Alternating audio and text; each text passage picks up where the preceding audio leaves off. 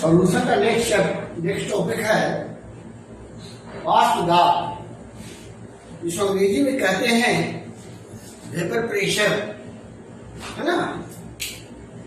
वाष्प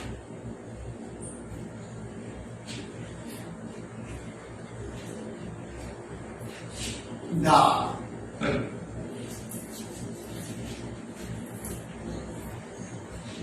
vapour pressure.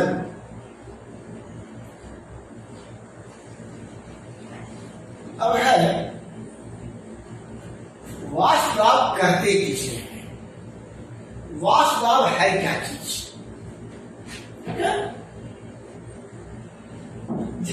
कोई भी वाष्पशील पदार्थ, वाष्पशील द्रव हमेशा वाष्प में बदलते रहता है, और ये वाष्प जब ठंडा होता है, संघनित होता है, तो ये फिर से द्रव में बदल जाता है। तो द्रव वाष्प में और वाष्प द्रव में बदलते रहता है तब तक जब तक कि दोनों के बीच इक्विलिब्रियम एस्टैब्लिश ना हो जाती है। सपोज करो एक बर्तन है,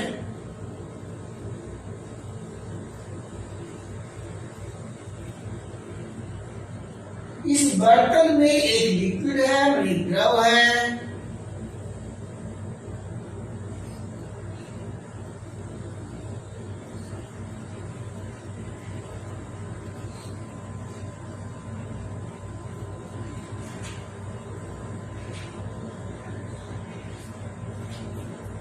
जो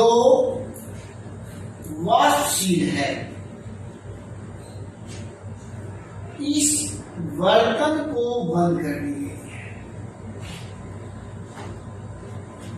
यह द्रव वेपर में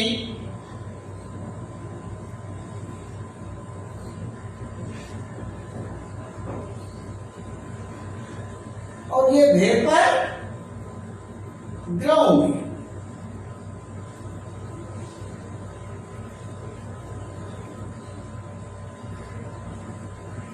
बदलते रहता है जब तक कि दोनों के बीच इक्विलिब्रियम एस्टैब्लिश ना हो जाती है।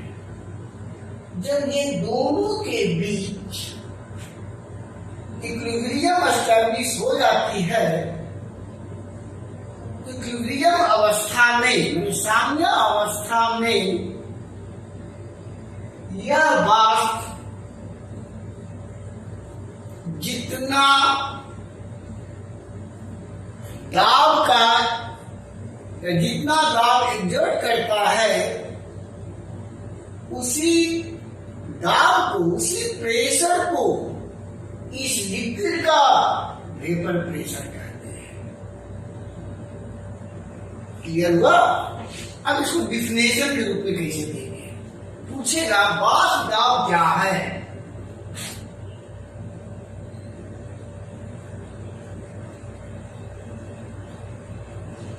वाष्प दाब क्या है।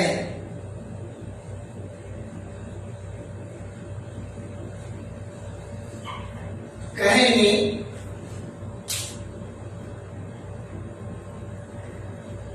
कि साम्य अवस्था में जब वाष्प जितना दाब का अनुभव करता है, उसी दाब को उस द्रव का वाष्प दाब कहते हैं। क्लियर हुआ। क्या बताया कि साम्य अवस्था में वाष्प जितना प्रेशर एग्जर्ट करता है, उसी प्रेशर को उस द्रव का वाष्प दाब कहते हैं। यानी वाष्प directly proportional to vapour. Vapour जितना ज्यादा वेपर प्रेशर भी उतना ही ज्यादा, कम तो वेपर प्रेशर भी कम। अब है कंसीडर करो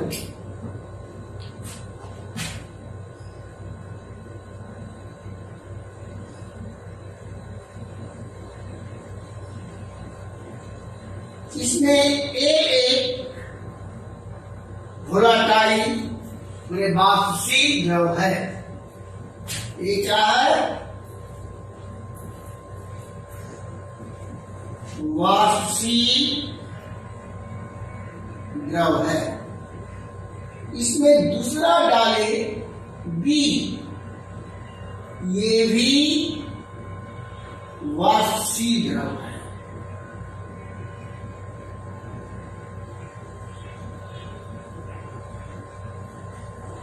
अब ये बन गया सॉल्यूशन, घोल।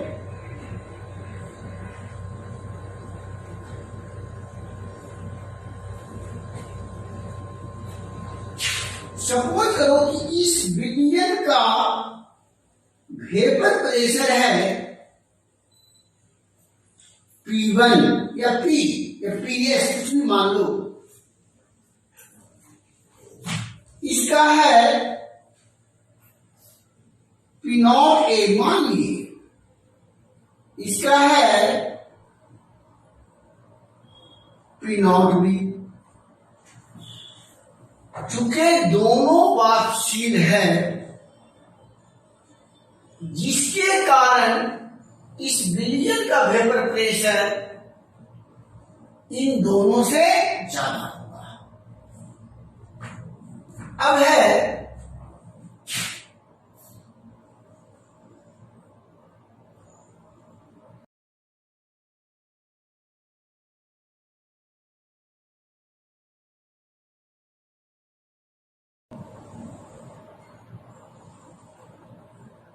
X, दूसरा है Y।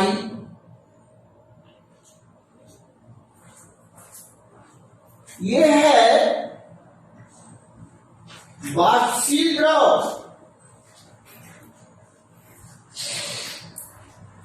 ये है अवाष्पशील द्रव।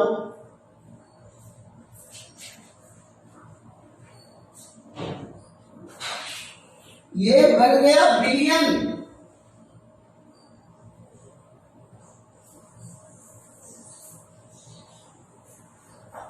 अब कारण है कि इस विलयन का वाष्प दाब इस वाष्पशील द्रव के वाष्प दाब से कम होगा। क्यों? क्योंकि इसमें एक अवाष्पशील द्रव मिला हुआ है, या अवाष्पशील ठोस भी कह सकते हो। ये क्या करेगा? इसके सरफेस पर अपने एरिया के बराबर कुछ स्पेस को कवर करेगा। जितना एरिया कवर करेगा उतना वेपर कम होगी, जितना वेपर कम होगा उतना वेपर प्रेशर भी कम होगा। तो हम लोग यहां दो बात सीखे। पहली बात कि जब किसी विलयन में दोनों वाष्पशील होता है तो विलयन का वाष्प दाब विलायक के वाष्प दाब से या विलय के वाष्प दाब से ज्यादा होता है। वैसा विलयन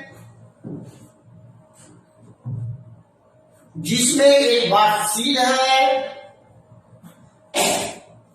और दूसरा अवाष्पशील है, एक वाष्पशील और एक अवाष्पशील, उस कंडीशन में विलयन का वाष्प दाब विलायक के वाष्प दाब से कम होता है। ये तो क्लियर हो गया।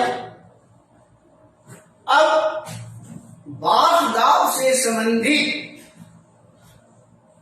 राउल्ट ने एक नियम दिया जिसे हम राउल्ट का नियम कहते हैं। उन्होंने कहा कि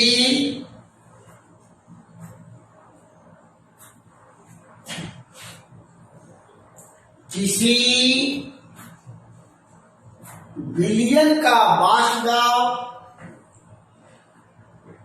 किसी विलयन का वाष्प दाब विलायक के मोल भिन्नांक का समानुपाती होता है। किसी विलयन का वाष्प दाब विलायक के मोल भिन्नांक का सीधा अनुपाती होता है या समानुपाती होता है।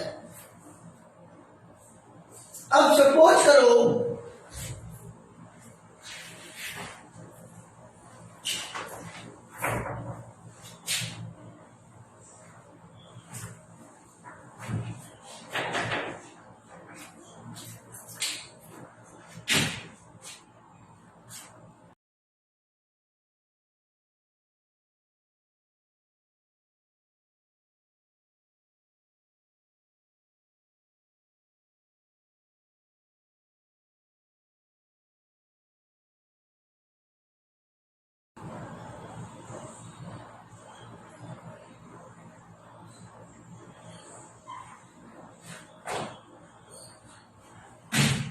ये एक विलायक है,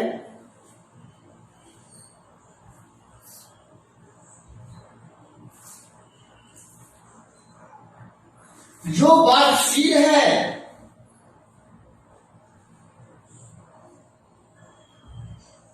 सपोज करो कि सिर्फ एक था, इसका वाष्प दाब था P0।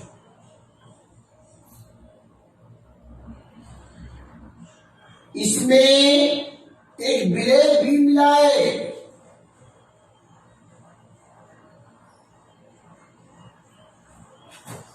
जो अवाष्पशील है।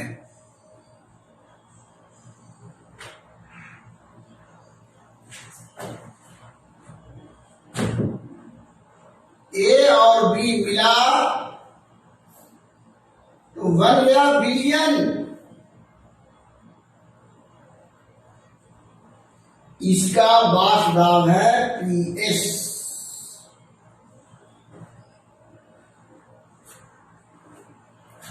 ए का मोल भिन्नांक XA, बी का मोल भिन्नांक XB। XA plus XB equal to कितना होगा? किसी विलयन का मोल भिन्नांक का मान 1। तो XA का मान कितना होगा? 1 माइनस XB। या XB का मान कितना होगा? 1 माइनस XA। अगर XB का मान 0 हो जाए तो XA का मान कितना हो जाएगा? 1। XA का मान 1 है, यानी विलयन विलेय से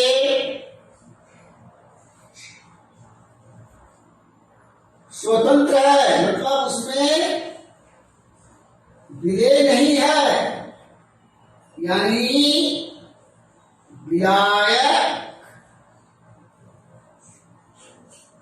शुद्ध अवस्था में है, प्योर स्टेट में है।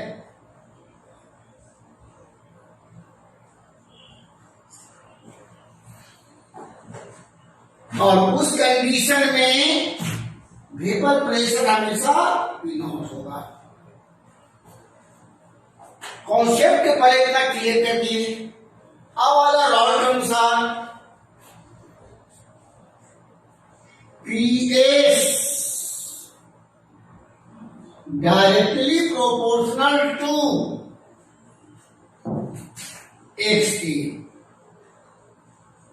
कहा ना कि बिलियन का वासुदाव विलायक के मूलधनांक का समानुपाती होता है। समानुपाती को हटाओ तो किसी कांस्टेंट से मल्टीप्लाई कर देंगे। के क्या है? एक समानुपाती स्थिरांक है।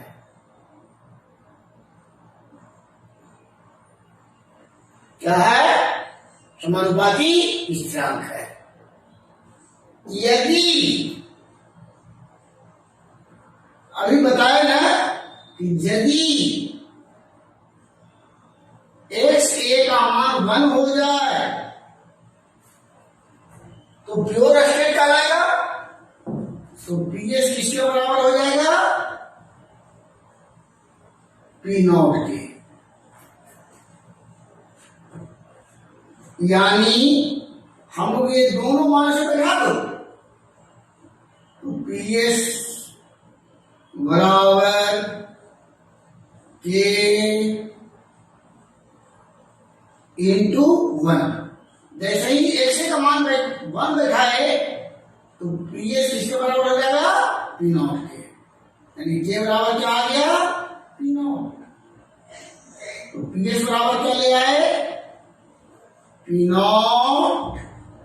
Into X।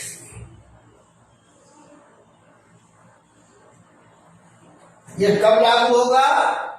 वैसा बिलियन जिसमें एक वोलाटाइल हो और दूसरा नॉन वोलाटाइल।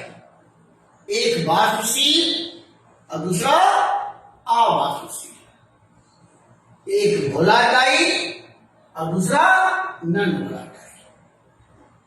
ये भी क्लियर हो गया। अब हम बताएंगे वैसा बिलियन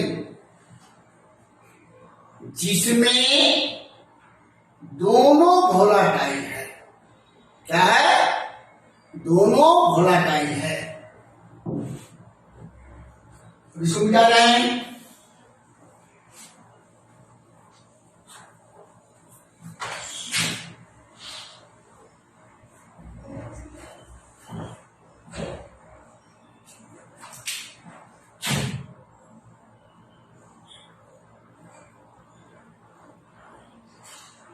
यह एक बर्तन है जिसमें एक A है, दूसरा B है। ये दोनों वाष्पशील है। ये भी वाष्पशील है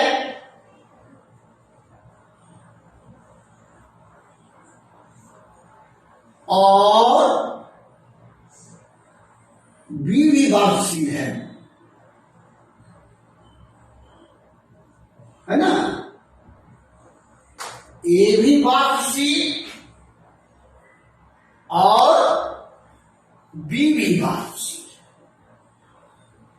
तो निश्चित है कि इस बिलियन का वाष्पदाब A से भी ज्यादा होगा और B से भी ज्यादा होगा।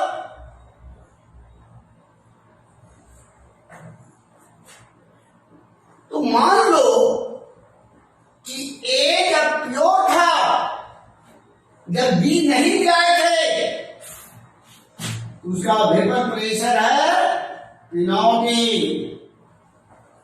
जब B प्योर था उसका वेपर प्रेशर P0। यानी P0A क्या है?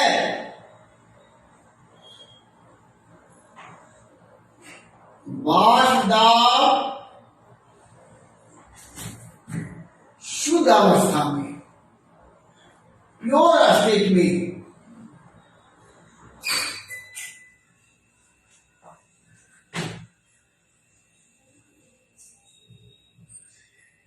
वासुदेव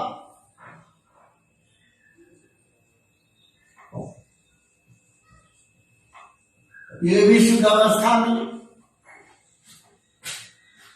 है ना,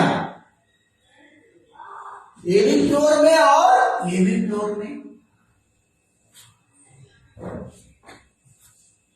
तुम याद करो, स्टेट ऑफ मैटर में पढ़ा है कि यदि दो गैस को आपस में मिला दी जाती है और यदि वो दोनों रिएक्शन नहीं करे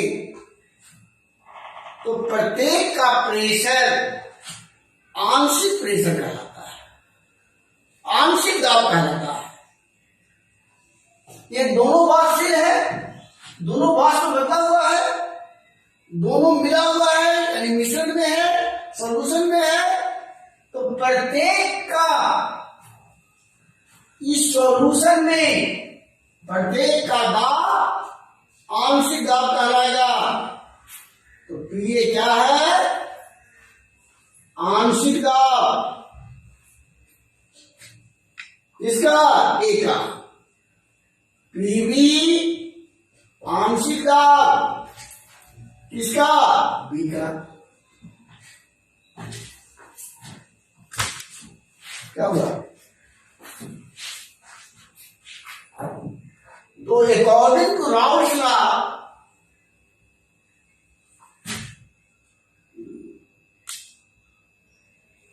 पीएच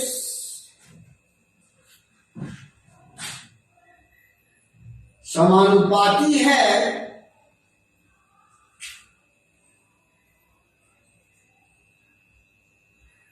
पी नॉट ए, सीधे कह गए पीएच समानुपाती है किसके? एक्स के। तो यहां पर चूंकि ये भी वोलेटाइल है और ये भी वोलेटाइल है ना, ये भी वोलेटाइल और ये भी वोलेटाइल, इसलिए हम कह सकते हैं कि इसका आंशिक दाब समानुपाती होगा ए के मोल फ्रैक्शन के।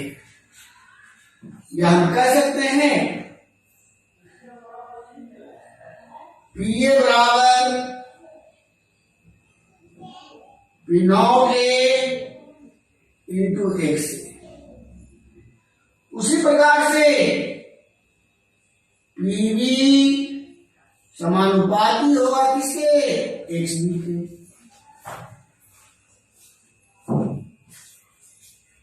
या पीवी बराबर P naught B into x. Dalton law of partial pressure से क्या पढ़े हो?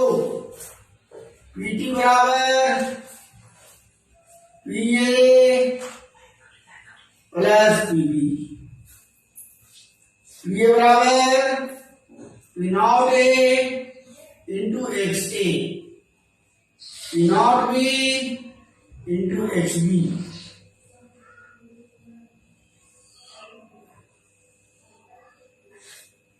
तो हम इसी डिफिनेशन को कह सकते हैं जो राउल्स ने कहा कि किसी बिलियन में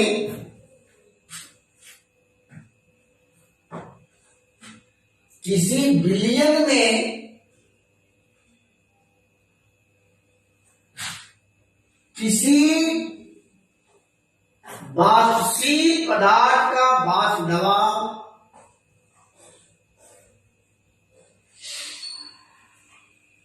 अपने मोल भिन्नांक का समानुपाती होता है। इसीलिए कहे PA directly proportional to X A, PV directly proportional to x.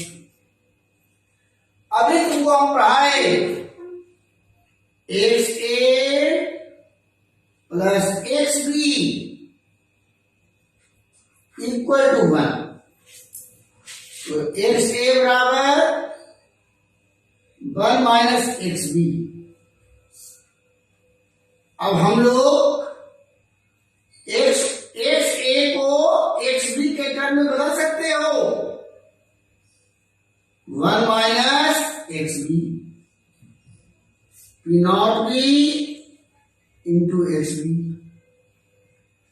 P naught A तोड़ दो bracket, P naught A X B, P naught B into X B. P naught A X B common कर दो, P naught B minus P naught ए।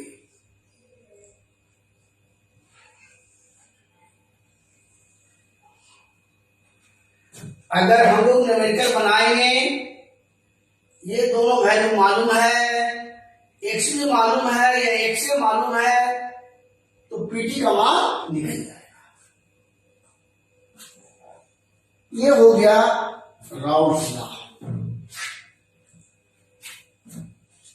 Clear हो गया कि बास दाब क्या है। बास दाब से संबंधित राउल्स ने क्या कहा था, एकदम क्लियर हो गया। अब हम लोग अगला टॉपिक पढ़ेंगे, colligative properties.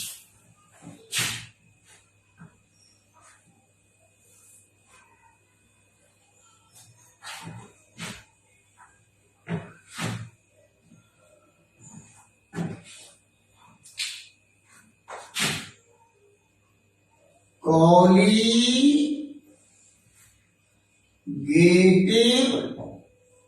Properties.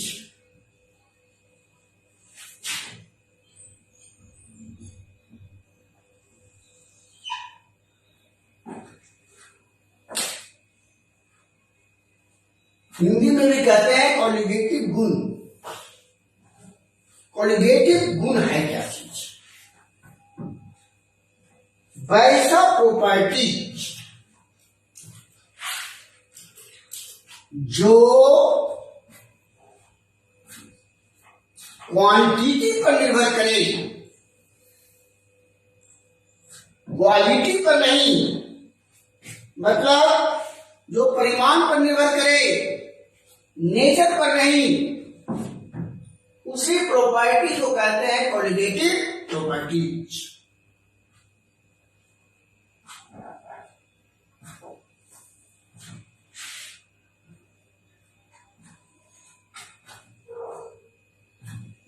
Relative lowering of vapour pressure, जिसको हिंदी में कहते हैं बास दाब का आपेक्षिक अवनमन। Elevation of boiling point,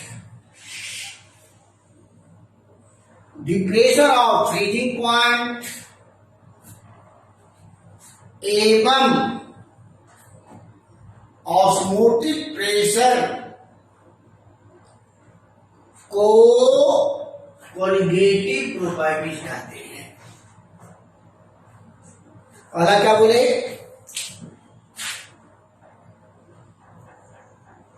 relative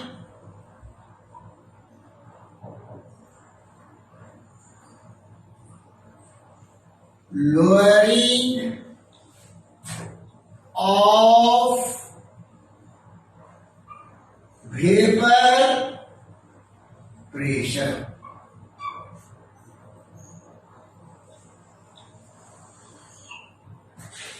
vapour मतलब भाप, प्रेशर मैंने दाब, वेपर प्रेशर हिंदी वाष्प दाब, ऑफ मतलब का, लोअरिंग मने मीन, और रिलेटिव मतलब आपेक्षिक। यानी जब वेपर प्रेशर डिक्रीज करता है और उसको यदि कंपेयर करते हैं तो उसी को कहेंगे relative lowering of vapour pressure. अब तुमने पढ़ा कि PS equal to P naught into mole fraction of विलायक। अभी पढ़ा है किसी बिलियन में विलायक का मास दाब इक्वल टू विलायक का शुद्ध अवस्था में मास दाब इंटू विलायक का मोल भिन्नांक। तुम पढ़े हो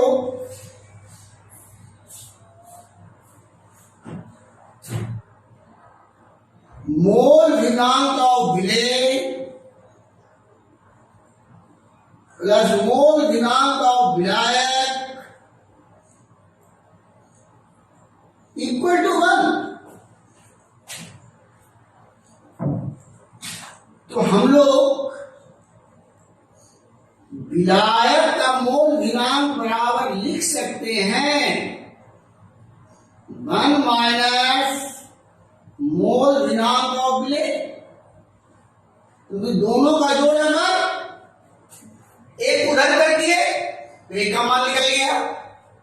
अब ये मान यहां बिठाओ, पीएस बराबर पी नॉट 1 माइनस मोल भिन्नांक ऑफ विलेय। इसको याद कर दो, पीएस बटा पी नॉट बराबर 1 माइनस मोल भिन्नांक ऑफ विलेय।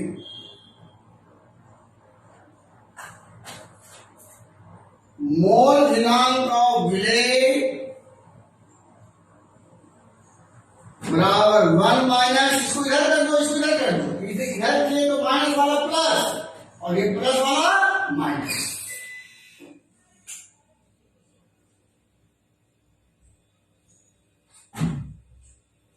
पी नॉट एलसीएम ले लिए, पी नॉट माइनस पीएस, दो के डिफरेंस को डेल्टा डिनोट करते हैं, डेल्टा पी बटा पी नॉट।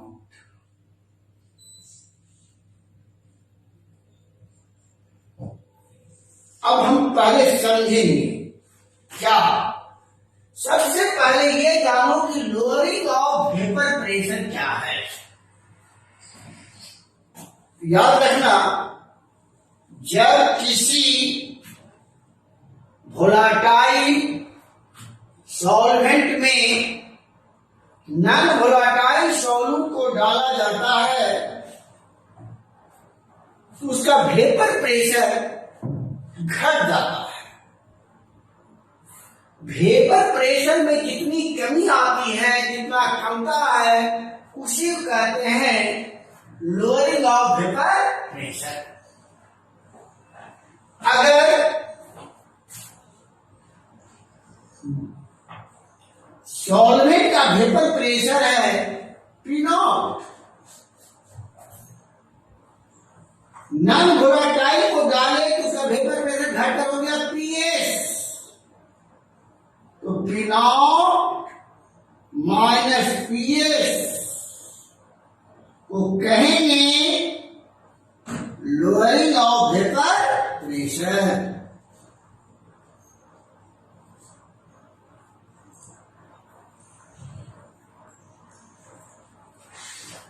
और चूंकि दो प्रेशर का डिफरेंस है, इसी को डेल्टा पी से रिप्रेजेंट करते हैं।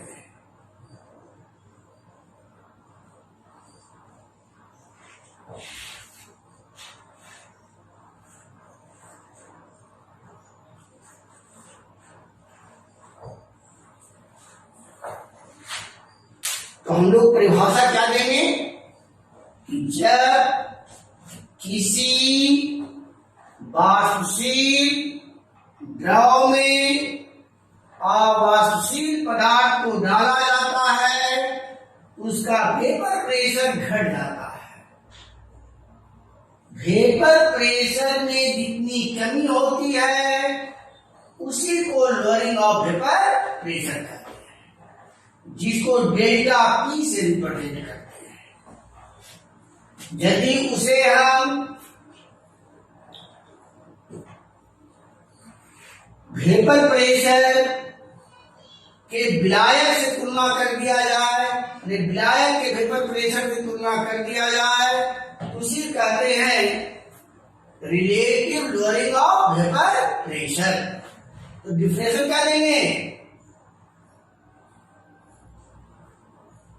कि लोअरिंग ऑफ वेपर प्रेशर एवं विलायक के वेपर प्रेशर के रेशियो को लोअरिंग ऑफ वेपर प्रेशर कहते हैं। क्या बोले फिर सुनो, लोअरिंग ऑफ वेपर प्रेशर एवं विलायक के वेपर प्रेशर के रेशियो को relative lowering of vapour pressure कहते हैं। तो राउट ने कहा कि relative lowering of vapour pressure विलेय के मोल भिन्नांक के बराबर होता है। क्या बोले, relative lowering of vapour pressure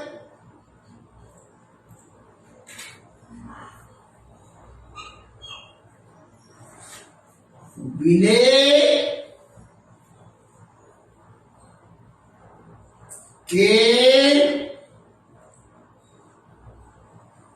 मोल भिन्नांक के बराबर होता है।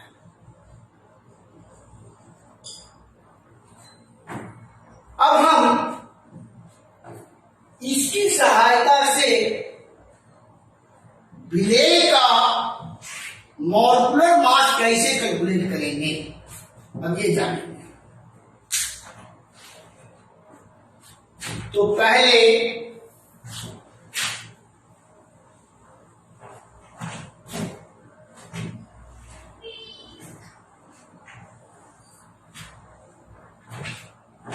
तुम पढ़े हो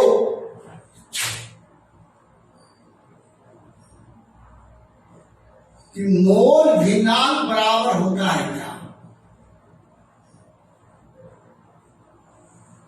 जिसका मोल भिन्नांक निकालना होता है मोल की संख्या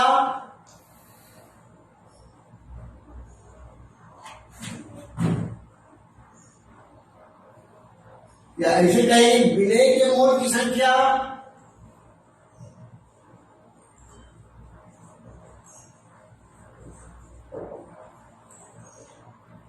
बाई बिलियन के मोल की संख्या,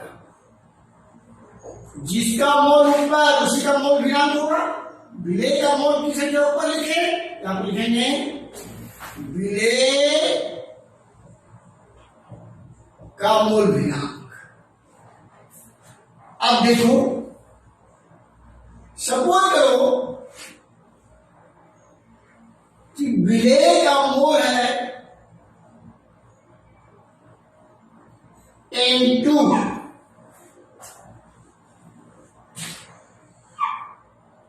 बिलियन के मोल की संख्या, तो बिलियन में दो होगा विलेय प्लस विलायक, विलेय प्लस विलायक, यानी N2 प्लस N1। N1 क्या है, विलायक का मोल की संख्या।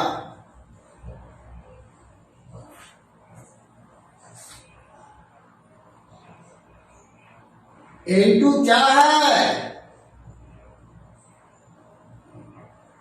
विलेय का मोल की संख्या। अब ये तुम जानो कि कोलिगेटिव प्रॉपर्टीज एप्लीकेबल है डाइल्यूट सॉल्यूशन के लिए, तनु घोल के लिए, तनु विलयन के लिए। तनु मतलब पतला, पतला मतलब विलायक ज्यादा विलेय कम। क्या बोले? विलायक ज्यादा विलेय कम। यानी N2 plus N1 equivalent to N1। क्यों? क्योंकि यह लागू होता है तनु घोल के लिए। तनु है पतला, पतला मतलब विलायक ज्यादा विलेय कम। तो हम कह सकते हैं कि N2 YN। तुम पढ़े हो मोल की संख्या बराबर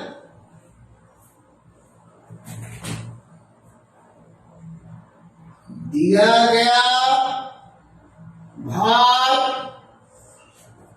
या दिया गया द्रव्यमान बाई आणविक द्रव्यमान।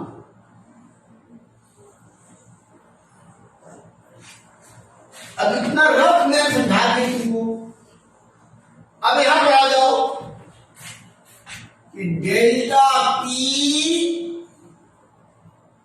By P naught equal to N2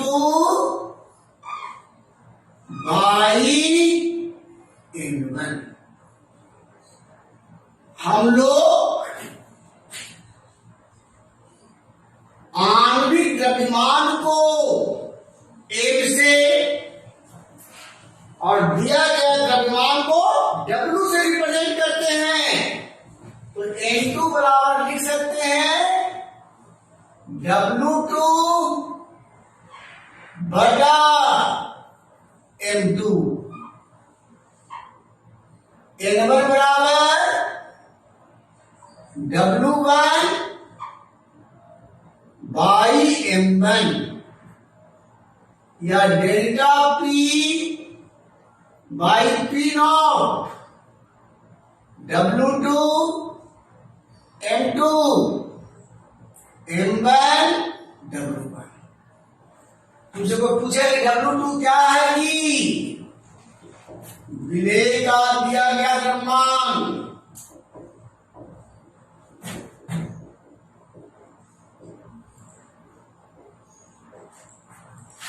M2 विलेय का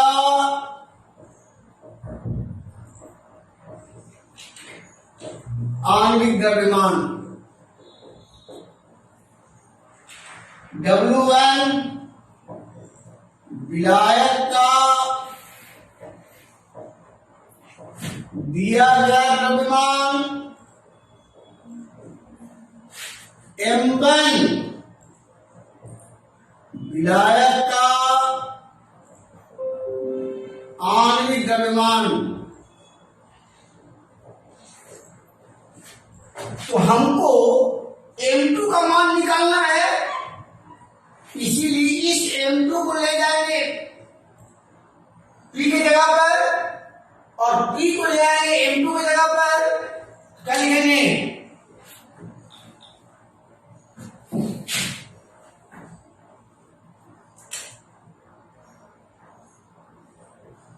M2 इक्वल टू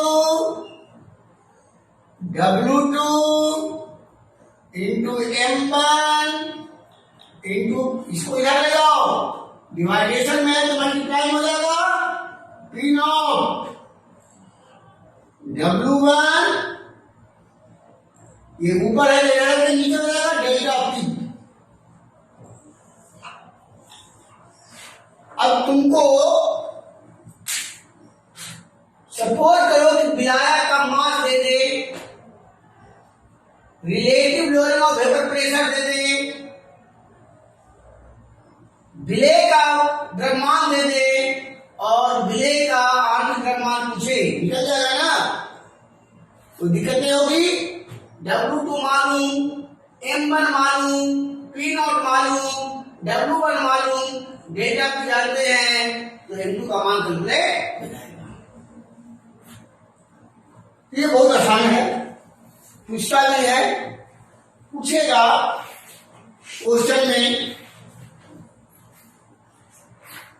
कि relative lowering of vapour pressure से क्या समझते हो।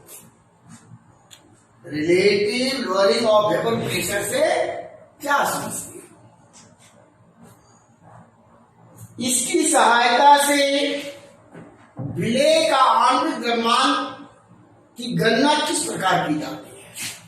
बस जितना बताया उतना लिख देना। इस पर प्रॉब्लम आता है, हम सीधा सीधी बन जाएगा।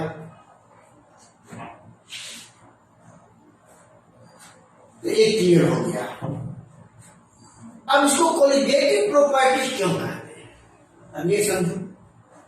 अब यहां देख लो, इसको कहते हैं relative lowering of vapour pressure. ये भी द्रव्यमान है, ये भी द्रव्यमान है, ये द्रव्यमान है, ये द्रव्यमान है, यानी ये टोटल मान निर्भर कर रहा है किस पर, द्रव्यमान पर। कैसा सॉल्वेंट लिए, कैसा सॉल्यूट लिए, इस पर इसका मान निर्भर नहीं करता है। इसीलिए इसे हम कोलिगेटिव प्रॉपर्टीज कहते हैं। एकदम क्लियर हो गया। अब आ जाओ नंबर 2।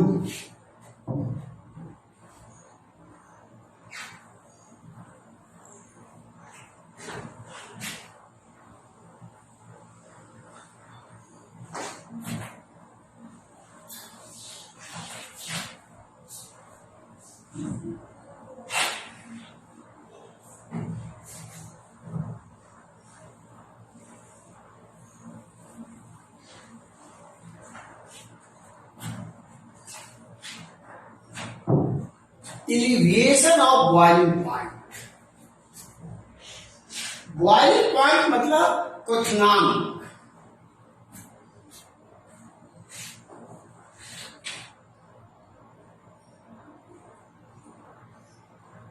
एलिवेशन माने बढ़ना।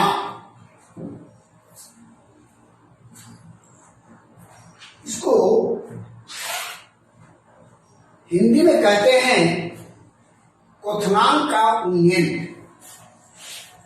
तो हिंदी आप नहीं रहेगा, लेकिन यह रहेगा elevation of boiling point. Elevation of boiling point किसको कहते हैं। तो सबसे पहले ये जानो कि बॉइलिंग पॉइंट किसको कहते हैं, क्वथनांक किसको कहते हैं।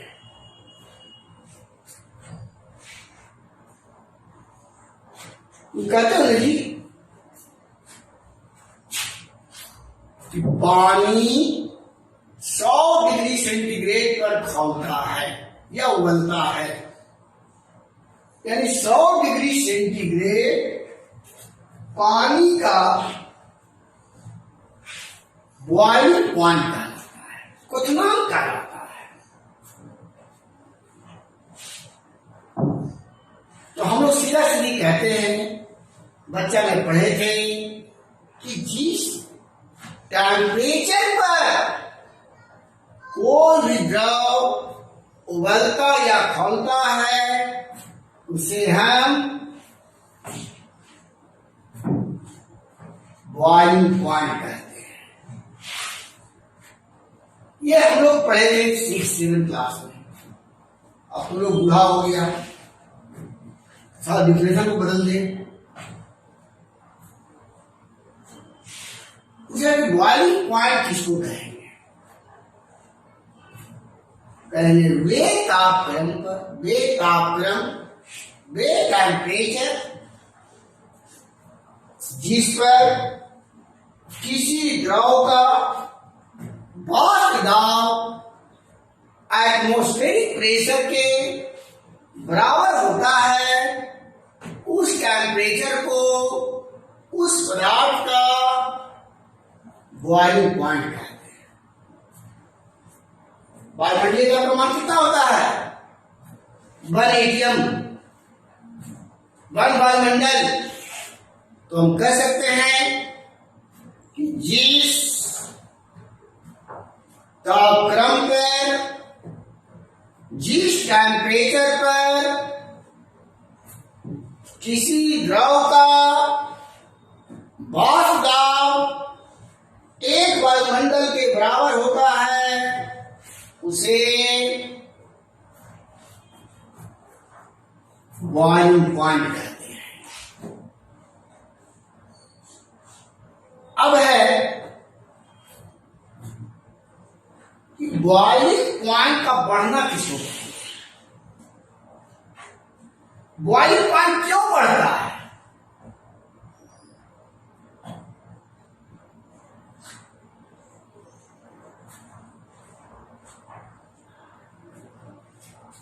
तो कॉमन सी बात है कि जब किसी लिक्विड में किसी नॉन वोलेटाइल सॉल्यूट को डालोगे तो निश्चित उसका अपने बॉइलिंग पॉइंट होगा। एक लिक्विड का बॉइलिंग पॉइंट होगा, एक उसका बॉइलिंग पॉइंट होगा। या ऐसे समझेंगे वेपर प्रेशर के आधार पर, तो ऐसे समझ लो कि जैसे ही नॉन वोलेटाइल को डालते हैं तो उसका वेपर प्रेशर डिक्रीज करता है। अब उस वेपर प्रेशर को फिर इंक्रीज कराने के लिए हमको टेम्परेचर देना पड़ेगा, यानी फिर एक वायुमंडल तक लाने के लिए टेम्परेचर को बढ़ाना होगा। तो निश्चित एक टेम्परेचर क्या होगा? बढ़ जाएगा। तो हम लोग उतना क्यों समझेंगे? सीधा नहीं जाने कि जब किसी वोलेटाइल लिक्विड में नॉन वोलेटाइल सॉल्यूट को डाला जाता है तो उसका बॉइलिंग पॉइंट इंक्रीज कर जाता है। जितना से इंक्रीज करता है, जितना से बढ़ता है, उसी को एलिवेशन ऑफ बॉइलिंग पॉइंट। अब इस पर है ग्राफ है, ये अगले क्लास में। ठीक है, ओके, धन्यवाद।